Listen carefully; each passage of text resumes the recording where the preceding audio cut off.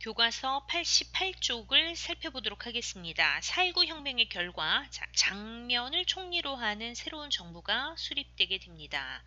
장면 정부가 수립되는 과정을 잠시 살펴보면 4.19 혁명을 계기로 대통령 제도 대신 개헌을 통해 내각 책임 제도라고 하는 새로운 정치 제도를 마련하게 됩니다.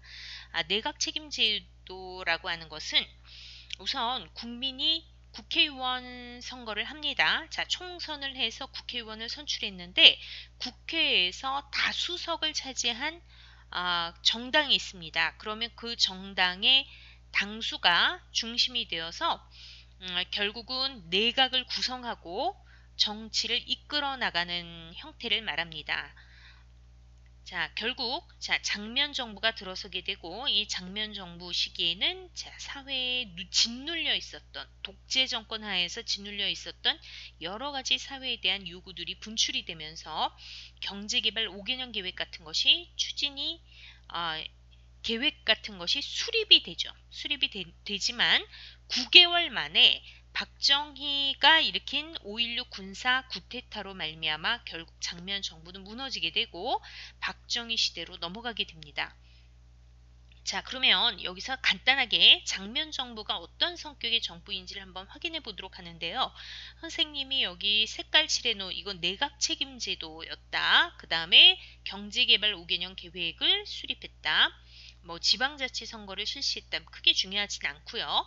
4.19 혁명 이후 각계각층에서 다양한 정치 사회적 요구들이 터져 나왔는데 여기 나와 있는 대학생, 농민, 노동자들의 목소리 이런 것들을 참고로 해보면 되겠습니다. 자, 한번 읽어보겠습니다. 이승만 정부가 무너진 후 국회는 헌법을 고쳐 대통령 중심 제도를 폐지하고 국정 운영권이 국무총리에게 있는 내각 책임 제도를 채택하였다. 새 헌법에 따른 선거에서 종전의 야당이었던 민주당이 크게 승리를 하여 장면을 국무총리로 하는 정부가 출범하였다. 장면 정부는 경제 제일주의를 내세우며 경제개발 5개년 계획을 마련하였다. 또한 우리나라에서 처음으로 지방자치 선거를 실시하였다. 4.19 혁명 이후 각계각층에서 다양한 정치 사회적 요구가 터져 나왔는데 학생운동은 물론 농민운동, 노동운동 같은 대중운동도 일어났다. 상당히 혼란스럽게 느껴졌을 것이라고 생각됩니다. 자, 어떤 요구들이 있었는지 한번 살펴보겠습니다. 대학생, 무엇보다 급한 것은 학원의 민주화입니다. 또한 농가밭을 팔아야 할 정도로 부모님의 학비 부담이 심합니다. 국가가 학비를 지원해 주어야 합니다. 농민, 고생하여 농사를 지어봤자 남는 것이 없습니다. 주요 농산물에 대한 가격 보상 제도를 실시해서 농산물 가격의 균형을 유지해야 됩니다. 풍흉에 따라 농산물 가격의 등락이 너무 심하기 때문에 최저 어떤 고가 제도를 실시해 달라 이런 요구를 하게 된 거죠. 노동자, 물가는 하늘 높은 줄 모르고 치솟는데 임금은 3년째 오르지 않고 있습니다. 우리도 먹고 살 수 있도록 임금을 올려주십시오.